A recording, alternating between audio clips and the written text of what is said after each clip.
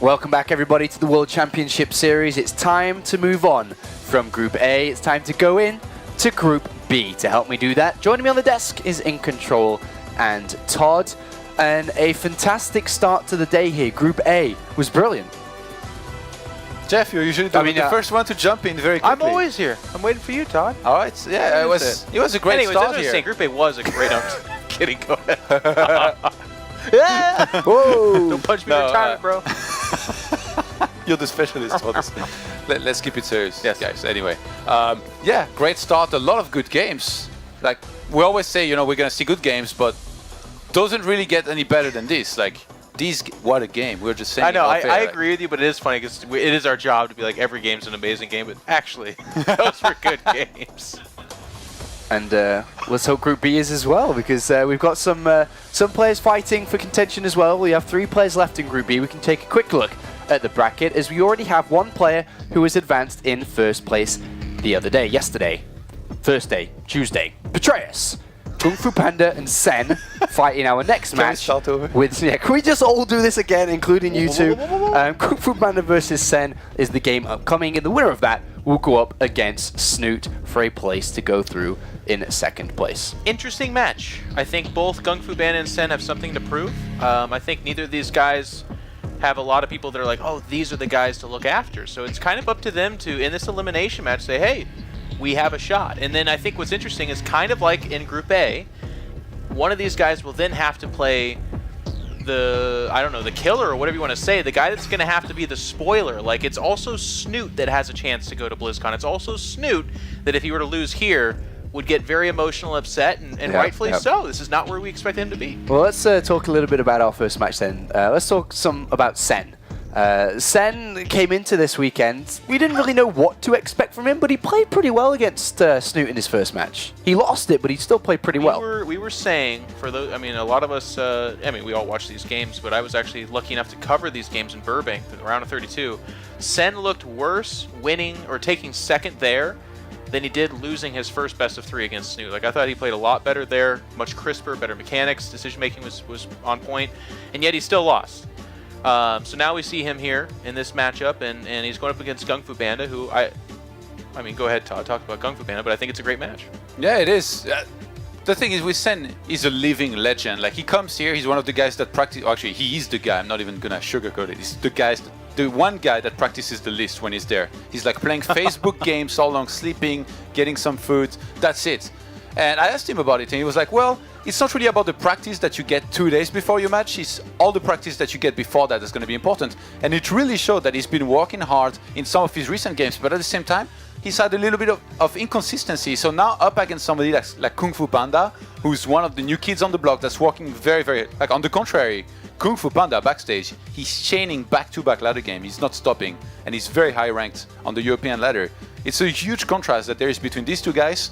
And at the end of the day, Sen, with all of his experience, I do think he's going to have a decent chance here against GunGFuBanDa. Yeah, GunGFuBanDa played in the Season 2 finals. He traveled with us to Toronto, and now he is in Season 3, advancing in first place again in the round of 32. Remember, he did that in Season 2. He's done it again in Season 3. He travels with us to Poland, and this is a continued big moment for him. Yeah, he's 17 years young. He's one of the youngest players here. He's, as you said, very consistent in that he's doing fairly well. But I have to say, and I kind of like this for this format, same with Mana, his first series, not the best. It's really sad if that would be the way that we sign off on them, but it's not. We get to see them here. GunGFuBanDa, you got your back up against the wall. You have a very beatable, but yet still scary and worthy opponent in Sen.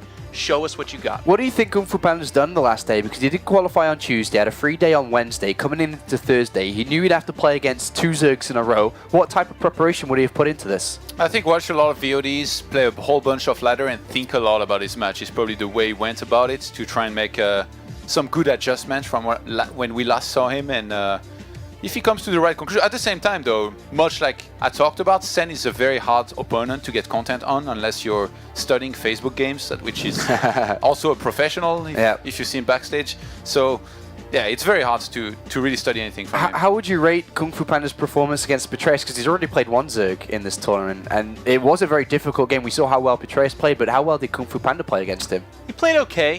He's one of those players that's not going to mix it up too terribly much. He actually gets kind of a reputation as having some pretty cheesy builds that he does do, but lately we've been seeing a much more kind of monotonous, like very straightforward Stalker Sentry style from him. Yeah. And it was okay, but Betrayus outclassed the entire group. It looked amazing. So we need to see more from him here. I feel like if he's going to beat Sen's going to be the guy that's going to be taking risks and doing things differently. It's got to be GunGFuBanDa that either is the rock hard wall that just won't bend, or he's going to be the guy that has to adapt as well. The feeling that I got, sorry, from his series. From his series against Protoss is that he wanted to head into the late game and he seemed confident in it, but got shut down hard in that late game. So now he's up against a Sen who's very good himself in the late game. He was a Brood War Pro, one of the best outside of Korea. I think a good option here for GunGFuBanDa to go into is 3 base, 2 base timings and try and finish it. Because if he goes to the very late game, hive tech, transitions, he's dead. He'll be tough. He's dead. It's going to be hard. Let's take a look at the map pool now, because the players, as always, are just moments away from starting this. They've selected their maps. It's going to be Coda, of course, Cactus, of course, Terraform, of course. These are the 3 maps we've seen a lot over the last couple of days. Are these maps here that are going to be very easy for GunGFuBanDa to look to play that 10, 50-minute game and not let it get past that? No, we constantly see, I mean, I actually just, I'm nowhere near the StarCraft 2 historian that a lot of these guys I'm working with are, but I already can mentally draw up like 5 GunGFuBanDa Coda PvZ games where it's always Stalker Sentry, take a fast third, absorb the defense from usually Hydra laying, and then either win or lose based on how well he handles that fight. That's actually also that map, to be fair. Sen likes to do those Hydra timings, he'll just pour out the Hydras, skip roaches. And then Cactus Valley, of course, it's going to get interesting there. It gets a little bit bigger, 4-player map. This is where I think Sen has some good options. Taking a third is hard there, and counterattacks are strong, which is what Sen really likes. The thing about this matchup too is that Sen is capable of doing anything. He's very good with Mutas, he can go into the late game, he can play Roach, Hydra, Viper. So if you're GunGFuBanDa, a good way to think about this is to be like, instead of trying to scout it and adjust, I'm just going to do 3 base Blink Stalker all in and try and finish it. Okay, let's take a look at the predictions then before we go over to the commentators for this one. I actually can't remember what everyone chose for this one, but it is 6-2 in favor of GunGFuBanDa in control, and Todd. That's you two. That's you and you have chosen Sen. Look, I'm going to be honest with you. Okay. Taking a new approach, I am really bad at this. So good to see you've admitted it. Yeah. Well, I mean, the numbers kind of at this point in time are telling it for me, but Kevin's pulled 2 ahead of me, and I'm hoping to reach up and just pull him back down into the basement. So I'm hoping for a bull kick. Can I just extend on this and admit to you that I think we're all really bad at this, and then a few select guys are very lucky. I think a few are very saying? lucky. You'll help me with this. With like Hilarious and Nathanius leading us, it's like the man with one eye rules the world of the blind or something like that. I always butcher sayings, but man, when those guys are our leaders, StarCraft 2 is in need of help. Nathanius at the top is definitely something we've already all agreed that's not going to stay. No. Unless we're measuring heads or something like that. It's not going to stay. Okay, thank you very much, gentlemen. It's time to head to the commentary team for this one to see which way this is going, because one of these players, unfortunately, is going home.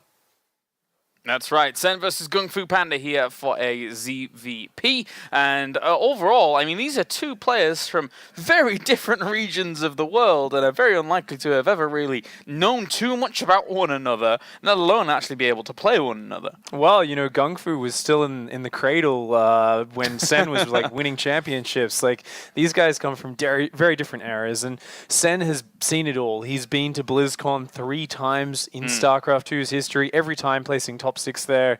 GunGFuBanDa is kind of the new guy on the scene who's bursting into not just relevance, but really prominence.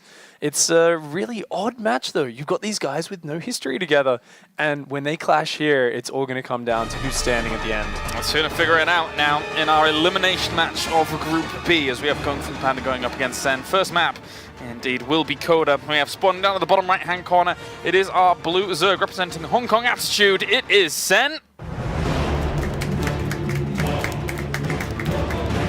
And at the top left, we have our red Protoss representing Planet Key Dynamics. It is GunGFuBanDa.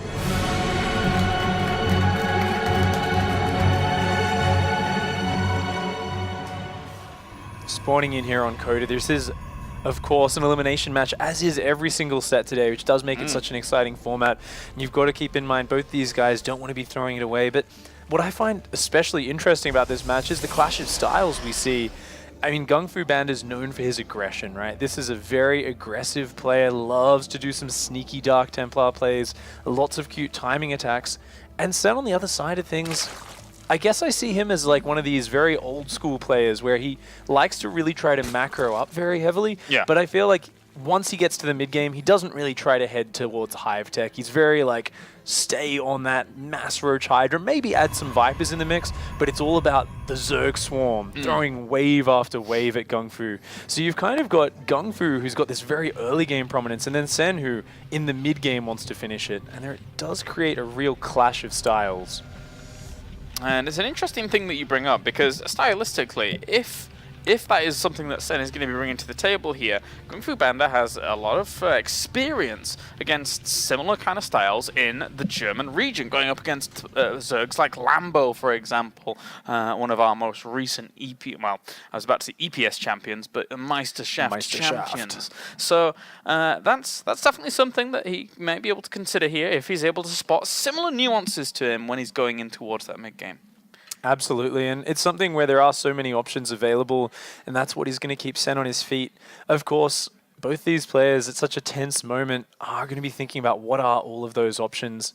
GunGfu, no doubt, has running through his head what we've seen a lot from Sen in both the round of 32 and his previous games, where he loves to go for the fast 3-hatchery gasless play, likes to take a single gas, but not as fast as some of these European Zergs do. He likes to drop it about 30 to 40 seconds later. So he does get a Zergling speed at this kind of middling timing, which allows him to be aggressive. But if GunGfu does feel like doing some very early aggression, Sen's shown in the past that he does struggle against that. Yes, he does. And for now, we are just having a second observer actually dropping out here. So hopefully our players keep themselves composed. And once that second observer is dropped, we will be able to get back into the game. GunGfu just looks so nonchalant, even in, he's like, this is a really important game, I've got to do well here. But as always, these players staying very composed and cool under pressure. Of course, our fantastic, our new Graham, our new admin Jin there, just keeping the players up to date on what's going on. It's like a sleeker, more aerodynamic version of Graham is what we've actually got now going on here in the World Championship Series. Also speaks fluent Korean. He's actually a very useful, fantastic admin. Much experience working for Kesper. Yeah. But yeah, I mean, this is one of those moments. I mean, I've been there many times as a player, and it actually is very important to keep focused in this situation. I know in the past, especially when I was newer to tournaments, I'd often kind of tilt in these scenarios. I'd be like, when are we starting? What's going on? What, someone else is lagging now? And you get thrown off. But GunGfu, we've seen in the past, he's got that almost Stefano-esque attitude. He doesn't care. He's just like, whatever. We'll just play the game when we play it, and I'll do my build, and I'll win money and points and fame. And not afraid of dancing his units as well, that we actually managed to watch in the round of 32. But now we can get back into game number 1 here, as we already have this probe moving across it. It has been a gateway opener, so Sen doesn't have to worry too much about this. But right now, of course, he doesn't know what's going on the other side of the map. GunGfu opening up very safe with a gate first, and a probe scout going to be coming across the map to check what's going on. Looking like he wants to be going for a gate into Nexus, so it's kind of one of those very middle-of-the-road economic openings. Meanwhile, Sen going for hatch first, and seeing this probe, he's still sending his drone to his third base. So even though Sen doesn't know if there's a forge or not, looking at that probe timing, he's saying, you're probably gone for the gate build, and I'm going to take the risk. And this is so Sen. He is so unafraid in his openings. He says, if you're going to cheese me, bring it on. I'm going to take the risk. And he goes for 3 hatcheries before pool. A fantastic ballsy opening from Sen. Yeah, cheeky guy overall. Nexus is going to go down behind this, and it will be spotted instantly by that Overlord as it falls. But with that, I mean, is there any room to put any pressure on, like with a Zealot, or is there? I don't think he can really do much, right, against this. Oh, well, GunGfu, he's put the Nexus down, but he's actually dropping a reactive forge. Rather than dropping his gases here, he wants to go for the reactive cannon rush. But notice how he's not building any Zealots, and he's going to throw down the gases as the Overlord sees it to make it look like he's doing a normal build. Yeah. Now, if Sen's on point, he'll realize that gas is late, and he may actually think, But at the same time, GunGFu is already starting the pylon at the third base. All he wants to do is cancel the third. He's still doing an economic build at home, just a small commitment, and if he can cancel the third, it's fantastic. But he sees the forge! And this is where Sen is going to have to react so quickly. But with a cannon already down behind the minerals, what can he possibly do? Yeah, very, very difficult to deny. Even if any units got over there, they would still just be thwarted by an extra pylon that would go down here for GunGFuBanDa if he's keeping his eyes on it. And yes, he is. So, but it's only a drone. Creep spread's going to come out though, so GunGFu, he needs to figure out if he's going to try to protect this. I need to put more cannons down, because if Sen can hold on to the hatchery and shut down the cannons with just Zerglings and Queens, which it looks like he's committing, then that's going to be huge. And with only 2 cannons, I'm not sure if this is going to be able to take the hatchery out for GunGFu. 14 Lings in production here for Sen. The probe's going to head on up. He sees a few other Lings, sees maybe a few more hatch here. And then once he's able to spot those... Oh, yep, spots a few more hatching. He's got the information, so he knows, but he's already committed as much as he can. Because the probe goes down, looks like GunGFu is committed. He's going to say, okay, at least if I force enough Zerglings out, this should be okay. But Sen is committing a huge amount to hang on. Yeah. If he loses the hatchery, he is just incredibly far behind, because he's all these Zerglings. That's a lack of drones. He's got to get in there right now and shut this down. All the Queens coming along to help this out as well. Going to go on towards the cannon. The second one's going to take some damage as well. They're focusing on towards that hatchery though. And will he be able to kill it in time? It's going to be very, very close. And it does go down just before the cannon gets cleaned up. Big pickup here for GunGFuBanDa. Sen goes in just a few seconds too late. He misjudges it. GunGFu with the clutch call just focus fires the hatchery from the first second and takes it down. And that's a huge win for GunGFu. I have to ask, wouldn't have going for the pylon have been more effective? In that, just shutting them down from being able to fire and stop them? Maybe, but he did have huge surface area on the first cannon, so I can see why he kind of went for that with the original wraparound. A really tough call to make, but right now, Sen looking to do something with these Zerglings. He needs to try to get some value from them, because that is such a huge investment that's done nothing for him so far. Go block off from GunGFuBanDa. 32 workers against 32 workers at the moment. As you say, with all of those Lings not being able to do anything, it's such a good point to bring up, because all of those Lings could have been so many more drones across those 3 bases. Alas, it is not. And now it's very, very even economically. Fantastic opening here from GunGFu, really dictating the pace of this game so far, absolutely shutting down any usefulness these Zerglings are having, and it looks like GunGFu just dropping the gases in his natural at the same time, wants to be heading towards probably a 3rd base with Sentries and Stalkers, the very standard sort of playstyle. He's got his +1 on the way. GunGFu going into a very typical Protoss play, but from this position of advantage, and he realizes that Sen's options are now very limited. Yeah, and I mean, who's really to blame GunGFuBanDa here if he tries to go towards the 3rd base, gets himself +2 and Blink up and running, has tons and tons of gateways, and is able to just power on across with that kind of critical mass Stalker play that we've seen before out of our European Protoss brethren. They've been able to make wonders work with that composition. Looks like these Zerglings looking to poke around, but GunGFu just going to take that 3rd base. Sen opting for the Roach Warren in the lair behind this, going to be going into that Roach style of play, and dropping a double evolution chamber as well. Looks like he does want to focus a lot on his ground army. He's shown in the past he loves the Roach Hydra based play, so I would, if I was a betting man, I'd say that's where he's going to be heading. All right, well, already we have the Hallucinated Phoenix coming out here, just to be able to keep eyes and tabs on exactly how far his opponent is in tech. Sees that the layers on the way. See what he can find out in the natural. Sees that the 2 evolutions are just popping. So didn't quite see the Roach Warren towards the back, but I think he can pretty much infer that it's going to be a... I was going to say a ranged tile, but it's actually going into melee. You know, actually, I guess seeing the delayed Evo chambers like this and next to each other, it may indicate that, because you do often see the kind of double evolution chamber at the same time with the melee style. Of course, no way for Sen to tell just yet, and he is going to push across the map, and he's going to try and pressure. He wants to just slow down Sen from adding on drones, but if we look at that worker count, Sen's caught up very nicely. He's gone right to 70 workers, and he's now trying to get roaches out desperately because he wants to defend this pressure without taking any drone losses. Into first person now, as we see GunGFuBanDa trying to loop on around here, get himself creep denial. That's a good start of things. Even just trying to saturate his 3rd location, but throwing down extra gateways, completing those walls so he can't be vulnerable to any of those counterattacks. And at the same time, of course, this army is always got the insurance policy of being able to recall out. He just wants to continue to force these these units out from Sen. Oh, some force fields coming down, but doesn't get a lot with it, and that's a lot of Zerg units. I don't know if GunGFu can really push in. Got to be very careful about that. Throwing down the Robo behind it as well here.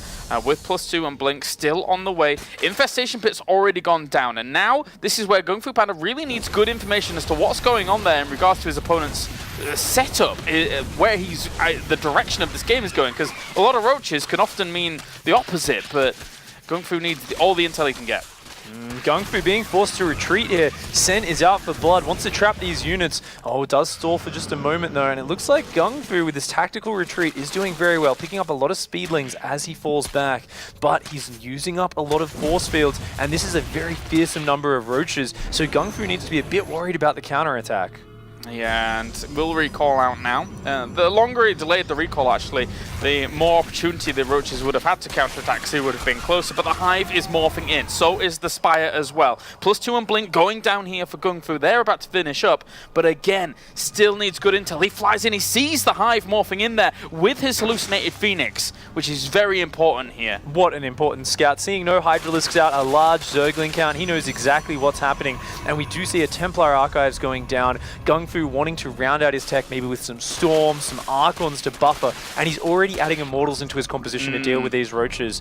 Of course, GunGFu, more of an early to mid-tier player though, may be uncomfortable. When we see Broodlords enter the fray in the near future, we already see an Infestor in production, and fascinatingly, a Hydralisk den out of Sen. That would be a really weird transition after you've already gone for this Zergling-based upgrades and this Broodlord play. I guess he just wants all options available to him here against GunGFu, as he is posing a little bit of a threat outside towards this. Of course, there's the also the Warp Prism in production here that can try and buy him some time, but it looks like GunGFu is really not pressing any issues at all. He is just sitting around and waiting for things to happen to him. Sen does realize how fearsome this army is. He doesn't have any upgrades on the roaches except for roach speed, and he doesn't have that many Zerglings out yet, so afraid of a timing, he's actually building Hydralisks right now. 13 Hydralisks, but no range upgrade for them, no range upgrade at all, in fact, and putting down an Ultra Cavern. Sen going in multiple directions with his tech. He seems a little bit unsure of how to deal with this pressure. Yep, and with this actually being sacrificed off basically this base completely, that's a really nice pickup here for GunGFuBanDa, who does start to press the issue. Even some Zealots towards the left-hand side. He sees a lot of Hydralisks popping down there, which could be a good sign that your opponent's panicking at this point. Sen really is panicking right now. He had the numbers to handle this a lot easier by just reacting maybe with Zerglings. But GunGFu, look at his supply. He's only at 145. He's investing in upgrades, Storm, and tech at home right now. That was really a light pressure, and yet he got a fourth base, killed a few drones in the third, really limited Sen's ability to expand from here. And only now does Sen actually start the Great Aspire. It looked like it was his plan from early on, but what we're seeing from Sen is a lot of divergent tech trees that don't really complement each other. He's only now adding on Hydra range, but he's adding Ultras and Broodlords and a single Infestor. I'm not really sure if Sen's army is coming together just yet. A few minutes down the line, it's going to be fantastic, but right now, it's a little bit awkward. When you've got one of everything, how are you supposed to counter it? You can't counter everything. Although sheer numbers might help. Yeah, I mean, if the Hydras and Roaches make the bulk of your army and they don't have any attack upgrades, that's a real bummer. And Sen, he's got the Ultras on the way. They will have 2-2. They will have Chitinous Plating in about a minute and a half's time, so his army will be much stronger then. But it looks like GunGFu doesn't want to give him the time. GunGFu's at 175 supply. He has a lot of Storms in here, a lot of Immortals. This is a very scary army. Yeah, against Roach Hydra alone, and especially with the Hydras are hit by Storms, they will be shredded up very quickly. GunGFu pressing the issue, throwing down force fields, trying to cut things off, sees the Ultralisks on towards the third base here. They're currently isolated away. Time Warp as well as Storm does hit some of this army, and that is a very small paltry force on this right-hand side indeed, with a good Storm hitting in the middle of them. Ultralisk going to come from the back side here, but actually denied the movement forwards there by even just a sentry that was separated off forwards. Those two Ultralisks had nothing done. Low numbers of units coming in piecemeal, a few at a time. GunGFu with the Zealot distraction on the south split the army in two, isolated half of it, destroyed it, and then cleaned up the other half when it came in too late. beautiful maneuver from GunGfu. Sen falling apart a little bit underneath the pressure. He needs to try and remax, but look at how fearsome this Protoss ball is. And now he sees the Great Aspire in this location as well. There's going to be the fungal growth down, but the concave here for the Protoss is good. The two Ultralisks are going to melt away at the front, and there are very few units left here for him. Aside from these Ultralisks that have actually just been able to swell up forwards, but as long as he's able to just blink back with some of these units, all these Ultralisks are going to fall again. Lings are going to filter through, but there's still too many Stalkers for him to actually break this location. Oh, those Immortals did so much work. They took out 3 or 4 of those Ultralisks very quickly, and now an Archon at the front, being the anti-Zergling cannon that he is. GunGfu is on top of Sen's production. There's no way for Sen to get his reinforcements together, and GunGfu is going to push in with the finishing blow. Oh, even the Great Aspire falling. It's an odd choice to put it there. I mean, a little bit hidden, I suppose, if you're hiding in plain sight, but once this location gets breached, it is all done. GG, game number 1 goes to GunGFuBanDa here in this best of 3 elimination match. Decisive and strong play from GunGfu right from the start. The cannon rush putting Sen on the back foot, and as impressive as Sen's recovery was, GunGfu just showed he was made of sterner stuff. Sen going in a few too many tech paths, but GunGfu staying strong, reacting to what he saw, and just splitting Sen right down the middle. All right, well, that was very, very well done there by GunGfu, who played it, I would say, patiently more than anything. Aside from, I mean, even some like small little reactions out of him to actually go for the reactionary forge. Not what I was expecting out of GunGFuBanDa, but a nice little kind of tweak to the build there for against Sen. And for now, though, we are going to go to a short break, and when we are back, it will be game number 2 here from the World Championship Series between Sen and GunGFuBanDa.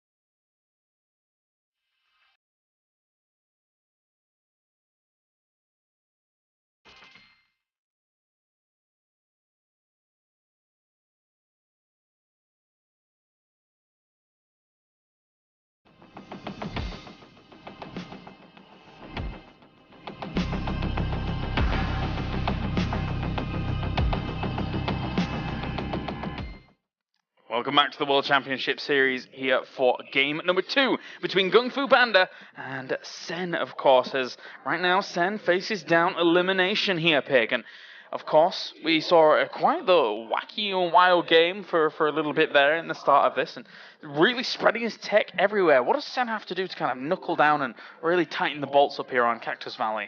Well, Sen really impressed me with how he played that game. I loved the ballsy 3-hatch opening. Even though GunGfu went for quite a risky kind of reactive cannon rush, like if Sen sent a drone down and scouted that, I mean, he could have stopped it, but even after that, he recovered and he was in a good position, but I think he needed to just be a little bit more focused in his game plan. Focus on that hive tech. You don't need to build Hydralisks. You can just, commit to that path you're going. I think if he just stays strong and confident here, then he's in a fantastic position. Well, it's time to dive in. It's going to be game number 2 here between Sen and GunGFuBanDa here on Cactus Valley to determine who moves on to the decider match here in Group B.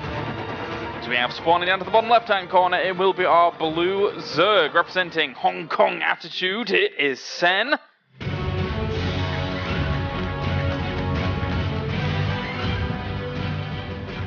Down to the bottom right-hand corner, we have our red Protoss. Currently 1 game up, representing Planet Key Dynamics. It is GunGFuBanDa.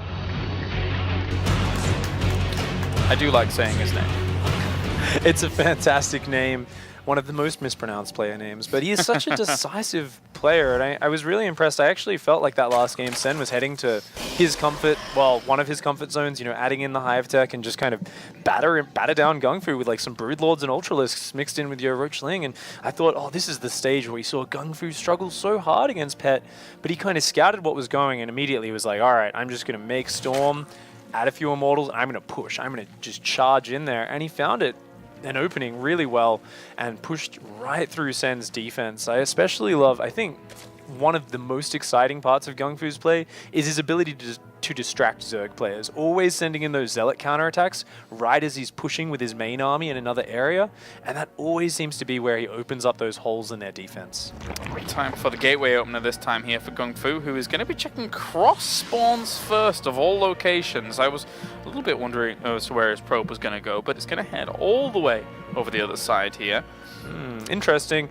Some people just prefer to scout that way because often the Overlord of the Zerg will come in, you'll spot this, and this will kind of rule it out for you exactly where he is. And I mean, it's up to Sen whether he chooses to show the Overlord. He doesn't. He actually pulls it back from the natural of GunGFuBanDa. So he's steering this Overlord kind of around. He's seen the pylon. He's saying, all right, I'm not going to show you where I am. So GunGFu's going to have to keep on scouting. Now, the difference with this opening that GunGFu's doing compared to last game is because he's getting that gas much earlier, he's going to have a much faster warp gate tech. He's going to be able to put on some potential aggression really early on.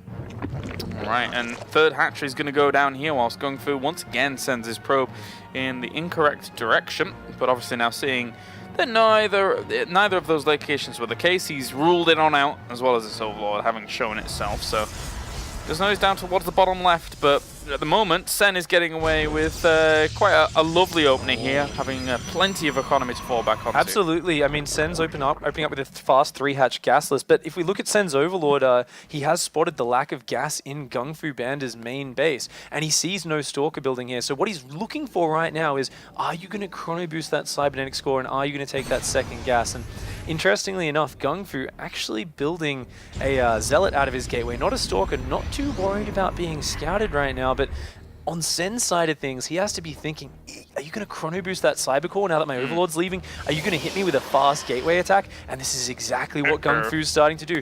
Not adding the extra gas means he wants to commit to a lot of Zealots in this potential attack. And Sen, on the other side of things, dropping a very oddly timed gas that's not really going to kick in time to help out against this. Interestingly enough, I think something was clicked very close to the cybernetics core once again. It's not this Overlord that's got queued up. It looks like it might be the Zerglings, but there's no way they're going to be able to get in anytime soon. So that Overlord once again towards the north of that base is going to be the one that has to go back in there, and it is going to go back in there to try and spot exactly what's happening. Oh, and the fourth gateway going down in the main. GunGfu going for the San gate. But look at this scout from Sen poking back in, checking the Cybercore, seeing that chrono boost. that's got to tip him off. He's going to go in for the full sacrifice. Oh, no, he sees the lack of gas miners there. Pulls back. He knows exactly what's happening. So right now, Sen is pumping extra queens, adding more Zerglings. He's got to figure out how is he going to defend this, because this is going to be a lot of Zealots warping in right on the doorstep of his third base. I like this. Well, we're right back into Sen World, as you mentioned. San World, as you mentioned before, the San Gate,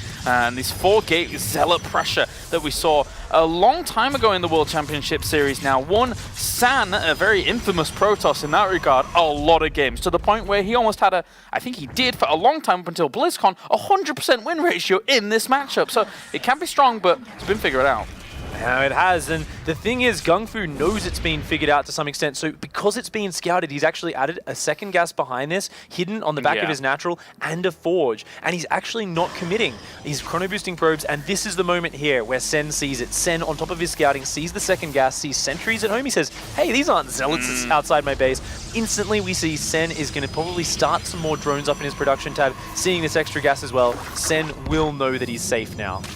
One Zealot gets warped in to protect this, because he knows that that Zealot itself is going to be pretty cost efficient against those Zerglings for a moment at least, and then try and delay that from going down. So he's just trying to force out more of a reaction there from Sen. Not going to be falling for it though. Drones, drones, drones. Now keep in mind, GunGfu has delayed his tech a lot. His +1's late, he's only got a few sentries, doesn't have a lot of energy, but in that worker count, he was ahead about almost 15 workers for a short moment there. So GunGfu has sacrificed his tech in order to put on the illusion of pressure while chrono boosting his probes like crazy. So this has given him an economy advantage. It's slowed down Sen a lot, but we see Sen is going to have map control with this mob of Zerglings, and it's going to take GunGfu a while to secure his third base. Yep, sentries are going to move out there for a moment with extra ones warping in here. So now Sen still drones, getting himself the layer on the way. Another pylon's been spotted up towards the top. Those Zerglings will be able to shut that down.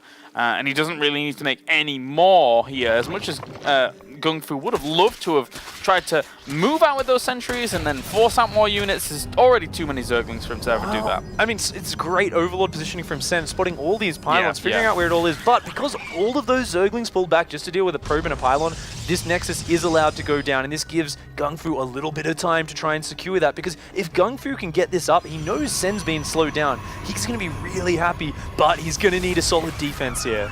Gonna have to indeed. At the moment, there's only one pylon there. Needs to add on another one, and then wall and sandwich in a cannon eventually to make sure that nothing's going to be hit here at this location, because those Zerglings still pose quite a threat unless he's right on top of being able to throw down those force fields. Oh, interestingly enough, Sen behind this, not only has he been droning like a crazy person, saturating all three bases, but he's got the double Evo chamber, going for the infestation pit. Looks like he wants to tech towards Hive like he did in that previous game. Of course, he's just got to stay on tech this time around. And oh, the Zerglings coming in while all the sentries have left the base. Looks like he's going to go for that cancel. Might be able to get it here. This army is way far out here, so this is quite ambitious, to be honest with you. I mean, maybe he was looking for this as a fake, but all the sentries alone... Oh, running into the spine crawler. That is, taking so much damage. And the third base is going to go barely. Is it? Oh, wow. What a move from Sen. Forcing the cancel, defending the pressure with the spines. That puts him in a phenomenal lead right now. Definitely has to be very, very careful at the moment. And I'm really surprised that he actually did lose one of those sentries over there at that location with that small move out that he went for. Now completing the wall off. Zerglings running in again here. The Hive is on the way, so it's 1-1 for Sen. It's all been spotted. GunGfu sees the Hive. He sees Zerglings kind of throwing their numbers away a little bit, and there is no probes in the production tab right now. If we look at this, GunGfu, yeah, he's remaking the Nexus, but he's also making an extra gate and a Templar Archives. His +2 and Blink is lining up. So GunGfu, sensing the situation is in, is saying, yeah, I'm behind, but guess what? You're being greedy right now. I'm going to add some Archons into the mix, and I'm just going to attack and kill you. As I say that, he does start up some probes and a Robo, so it looks like he might be having second thoughts and going back down the economic route. I can definitely see your thought process though with how this all lines up, because it's not every day Hive is this early in this matchup. It's not every day you're going to be facing off against that higher tech with the lack of tech that you have on the other side here as GunGfu. So it has to feel a little bit pressured for sure. Some big uncharacteristic gaps in his pro production is definitely going to slow down his build-up after losing that third. So GunGfu definitely feeling the pressure. But Sen on the other side of things, look at how much money he's banking. Sen not making up his mind on what he wants to build just yet. Looking like he's just starting his Spire, he is starting his Ultra Cavern, and once again adding Hydralisk range. This is such an unusual tech path. Looks like he's basically saying, these Hydras are my insurance policy, but he has to make sure he doesn't overcommit to them like he did last game, because they do not have any upgrades. Hallucinate Phoenix once again gets sent in. So even sees the spawning pool wiggling away, so he knows Adrenal Glands is going down. Aside from trying to be able to spot the Ultralisk Cavern, and I think he may have done there with that Hallucinated Phoenix just now. So he definitely needs to put on the pressure. I mean, this is gathering up too quickly here at the front. That bank, think about how many Ultralisks we're going to see pouring out all at once. I mean, normally for the Zerg player, we were talking about it last game, if you're going for this Hive style, it's all about trying to survive until you can build your Ultras or your Broodlords, and this time, there's no Protoss anywhere on the map. Sen has opened up so much space for himself this game, and we are going to see so many of those Hive Tech units added into his composition in just a few moments. I mean, with GunGFuBanDa now not moving out at all during this period of time where he's been able to spot this, it looks like he is just going to try and weather the storm, but you have to play so extremely well defensively here, surely, against the swell of units Sen's going to have. Oh, absolutely, and GunGFu's one of these guys who excels in the tempo game, in the fast-paced game, and this is not going to be one of those games. I mean, Sen is going up towards that Death Army. It looks like GunGfu wants to do a similar push to last game. Oh, very nice Ling run by from Sen, actually hold positioning and getting 7 probes for himself. Open into the main base, Spinecrawlers have been thrown down there, 9 Ultralisks in production here. Sen could buy time for himself to get those out, that would be fantastic. One of them is going to pop out in the main base along with a lot of Lings. This force at the front though is going to feedback a few of these Queens, and actually that's a really good response to dealing with this kind of army, because those Queens were banking up energy, very valuable for Ultralisks once they get into the fight. This push is looking fantastic, but it's so small. He needs to not get caught by these Ultralisks. He does still have a recall there, I believe. Yes, 2 recalls ready. So he can actually, he's got to get out of there. No, that's a lot of Ultralisks. You've got a recall right now, GunGfu. You can't force field Ultralisks. That's not how it works. He drops the storms on the drone, so that's a really good pickup for him, and gets out of there. Wow. Oh my god, the move from GunGfu, waiting to the last possible second, clears out the entire mineral line. The top side, he's also harassing up there, coming in from all sides, and he has decimated Sen's economy. Wow, GunGfu looking like he just made it happen with the tiniest possible army. Sen being so greedy, delaying his Ultralisks here. He's just being too patient. It was the tiniest possible window there as well, with the Ultralisks converging on that location. As for now, he's out and about, but still, army supply in favor of Sen. He has 3 swarm hosts. Wow, that's an odd choice. Maybe a misclick there. He doesn't have flying locusts on the way. They aren't really going to add in a lot to this composition. However, I mean, really, this is such a hard position for Sen. Worth. Worth that 600 gas. I mean, okay, like right now, just looking at the situation, Sen's rebuilding his economy. He wants to play the slow game. He doesn't want to just go full kind of attack with this army, even though he may be able to roll over him. That's a huge force. But, I mean, the challenge for GunGfu right now is can you really attack into this many Ultralisks? Do you just take a 4th base and sit back? It looks like GunGfu is saying, I want to try and kill you, but I don't know if he can do it against this many Zerg units. What Prism's chilling out with the Ultralisk over to the left-hand side. We'll just clean up an Overlord or so down here. Sen's creep spread in the middle of the map has actually been quite nice, so that will give him any heads up toward those kind of attack angles. But one big important attack angle is down towards this kind of lower 3rd base location where the army is moving forward. So he doesn't really have much of a heads up aside from that Overlord that he did kill. These changelings are going to have to be the precursor to this army actually being moving forwards.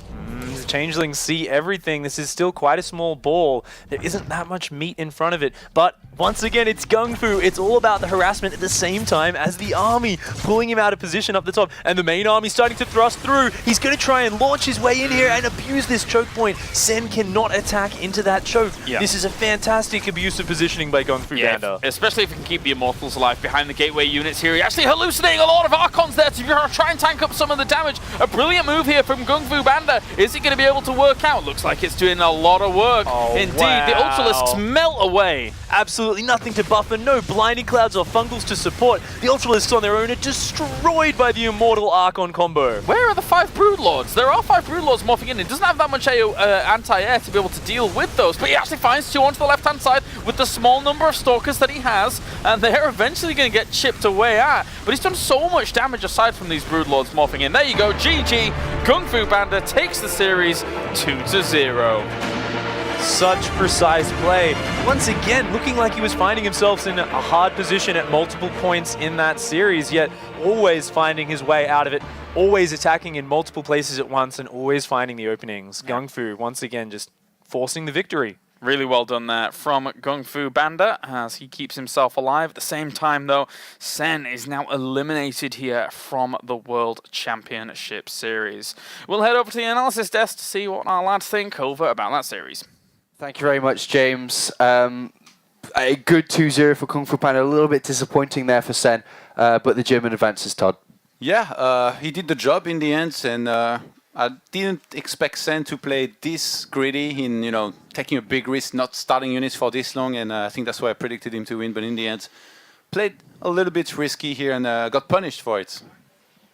I mean, to be honest, and I'll just say this once because it's not good to focus on the negative, but it was quite poor by Sen, I thought. I mean, and that's kind of what we've seen. It's been like pretty sharp, great mechanics from him, or not a super good game. And I felt like in this was an unimpressive showing of him. But I think a tip of the hat is in order for GunGFuBanDa. The young man had his back up against the wall, is facing a very good Zerg. We saw some great ZVP from Sen back at Burbank in the round of 32. Unfortunately, we didn't see it here, but he was able to take care of business. It's a good warm-up, though, leading into the next match. GunGFuBanDa's stretched out those fingers on the keyboard, but he goes up against a very difficult opponent in Snoot next. Yeah, absolutely. Snoot, who's going to know him a lot better than Sen did, and obviously they play on the European ladder, so there's going to be all that meta come into play, and I think he's going to play a huge role with the upcoming series. I was actually watching with Snoot, so I heard a lot on what he thought, and it was already very interesting. All right, well... well, save it, please. Yeah, please, don't Todd. share it now, Todd. Let's check in with the bracket, as unfortunately we've lost one of the players again today. We've lost 2 before, now another one is eliminated. It is Sen, which leaves us with 1 match left now in Group B. As already mentioned, it's going to be Snoot versus GunGFuBanDa in a game which a lot of people are going to be looking at. Germany takes on Norway in this one. It's going to be an exciting one. When we come back, we're going to go straight into it.